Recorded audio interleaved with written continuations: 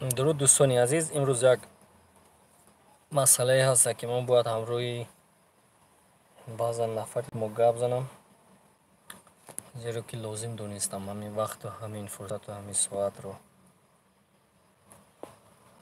گپ در باره فیلم دهوتی می رود.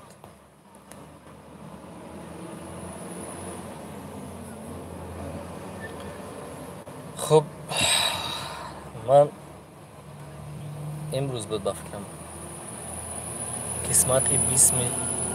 قسمت 20 فیلم دهوتی رو در کانال فروخ نعمت گذاشتم. علیکم بر سلام. یعنی قسمت 20 رو گذاشتم. در همونجا من ننوشتم که قسمت 21، لیکن بعضا نفرایی که مثلا خوندن نمیتوانید یا مثلا معنای نوشتن درک نمیکنید، همین چیز رو شما درست فهمید که من در اونجا ننوشتم که دهوتی قسمت 21، من نوشتم که دهوتی قسمت 20. یعنی این معنای او رو نداره که من در بالای اون گفتم که دهوتی قسمت 20 باشد و 21 رود. همین مقصد خاطر چی گفتنی هم برای بعضا نفرهایی که همین چیز رو نمیفهمید، یعنی که دهوتی قسمت 21 من نگفتم، دهوتی قسمت 21 نصیب باشد پگاه بیگاه می شود. من کامنتاری نوشتن بعضا نفره که مردم رو تو هم فند کنی فریب کنی را سر کردی، لیکن خواهش میکنم احترام شخصی خودتون رو دارید. من در کجا کدومی تو رو فند کردم اینگه به همه وابستگی ندارد. به همون نفرهایی که بعضا نفرهایی که ما رو درست نمیفهمم به همون نفرها هستند. از این خاطر خواهش میکنم وقتی که من درباره یک چیز می نویسم اول متنش خونید، کارتینکی بالای همون هم نگاه کنید که درباره دهوتی قسمت 21 نوشته نشده بود. اینه که بعضا نفری تو نمیدونم 20 تا 21 میخونی و بعضا لکی به هر صورت درست اهمیتی قسمت دهوتی 21 پگاه میشد. پیش از اونه که یک کس رو بد میگوید اول گریبان خودتون رو بکنید که چی کرده اید.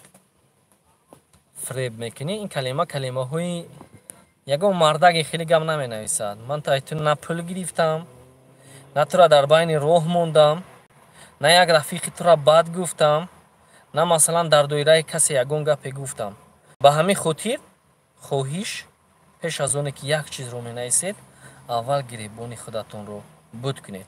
اکنون شما را گوش میکنم.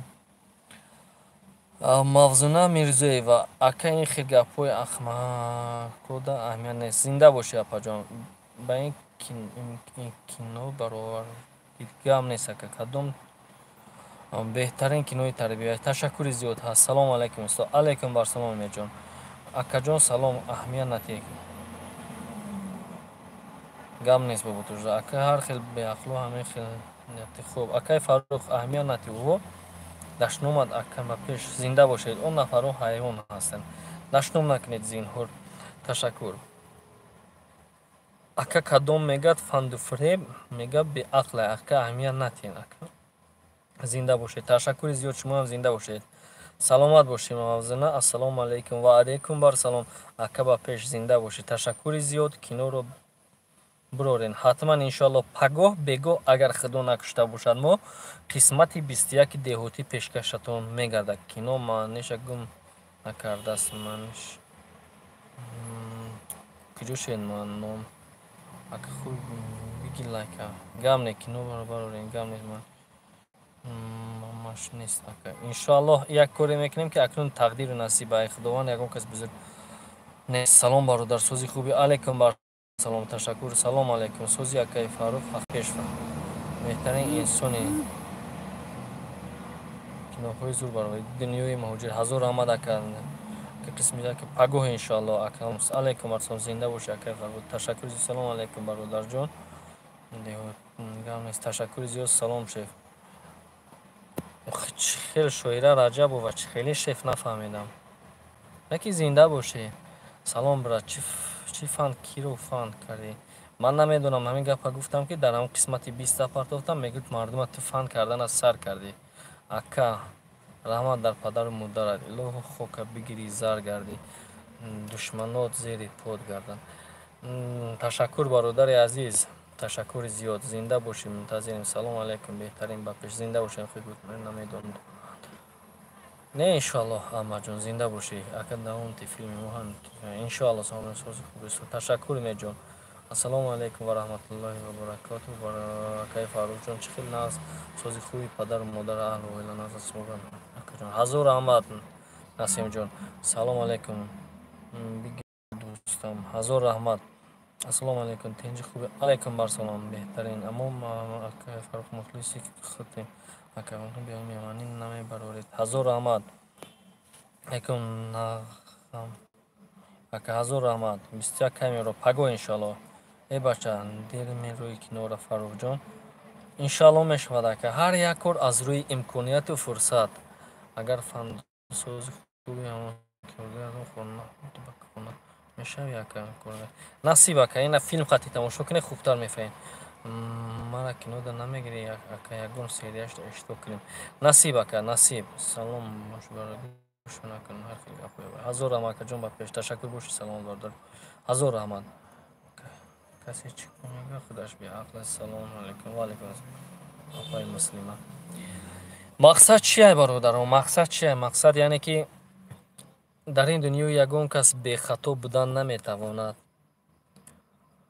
لکن من در همون جا ننوشتم که مثلا قسمتی 21 قسمتی 20 او اول در کانال یک برادر عزیز داریم و یک برادری که قدردان است از شهر بوستانی کلوب هست کانال دهوتیف این از بس که مالکی او است قسمت 19 و 20 را در کانال او پرتافتیم و بعد از آن من همانها را گرفتم در کانال خودم پرتافتم مقصد چی گفتنی هستم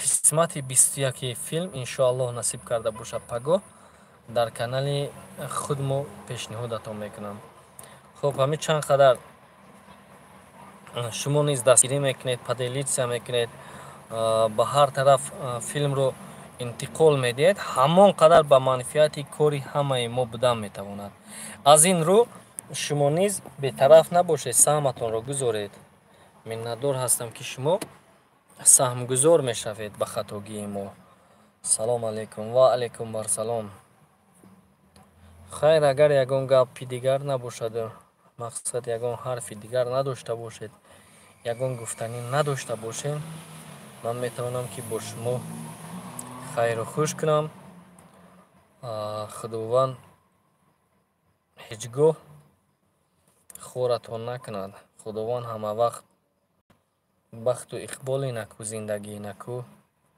آسایشته نصیبتان گرداند از این خاطر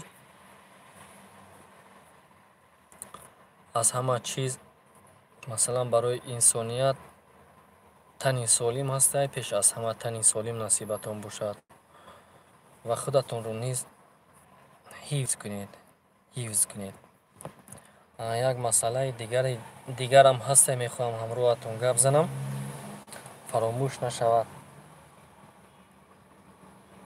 بعض نفرها مثلا در واتساپ بعض نفرها در کامنتاریا می نویسند که مثلا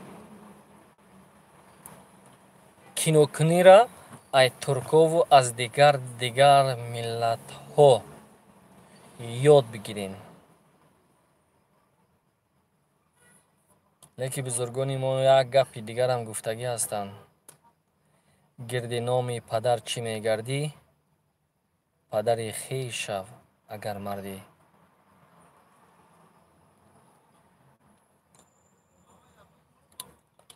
شما که مثلا با جای یک خطاگی رو گپ زدن و یک راهی درست رو به ما نشان دادن مثلا همین قدر میگوین اونقدر در ویدیوهای پیشترم هم گفته بودم که این بعضا گپ شما مهم نیست ولی که ما تا چنین اندازه فهمیش خودمون کار میکنیم агар ки шумо масалан баъзан нафаратон таҷрибаи хуб доред, хубтараш моро ёд диҳед.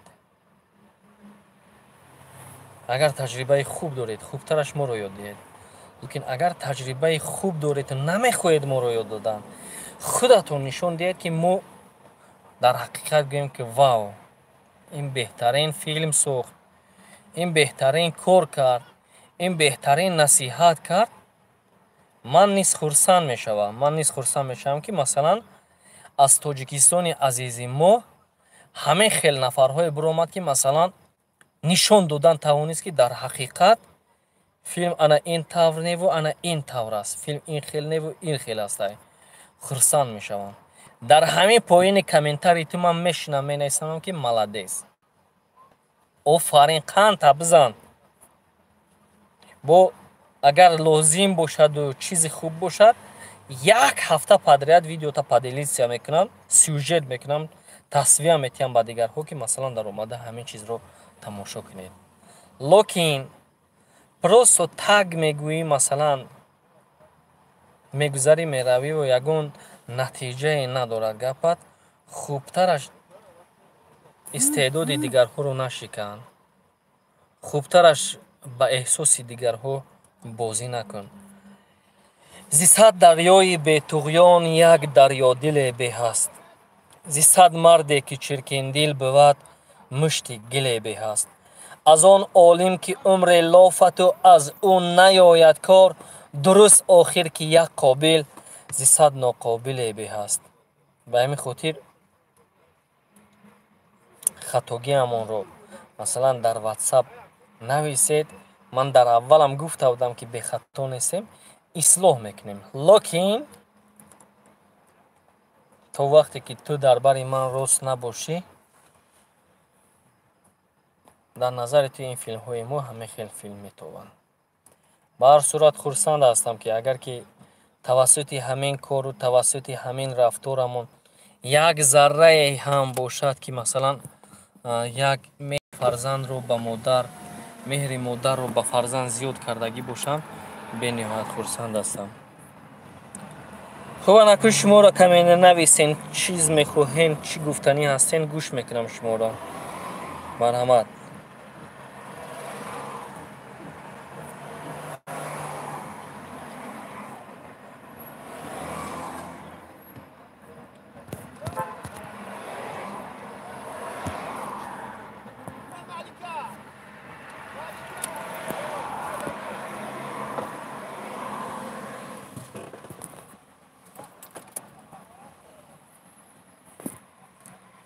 این خانه مزار است اگر این خانه مزار است اگر اوچه نباشد. گلها همه خار است اگر اوچه نباشد. دنیای تو را زیر و زبر پیش کنه غم، اینها به چه کار است اگر اوچه نباشد. همه اوازه من شما به رفته ای سودکنه یگان نفرت اطفید گران، اوازه من در شما هست است.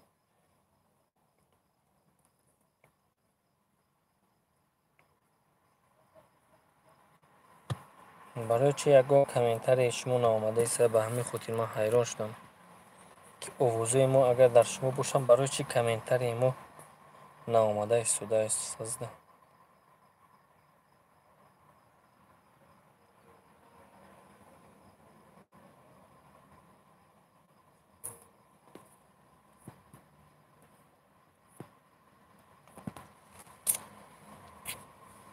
دوستان عزیز، یگان کامنتاری شما با من نامده ایستاده است. و این خاطر من نمیتونم همراه شما سوال جواب کردن. نمیدونم که آوازه من نیز در شما باشد نباشد. و این خاطر بیاید یک بار دیگر رای سر میدرویم.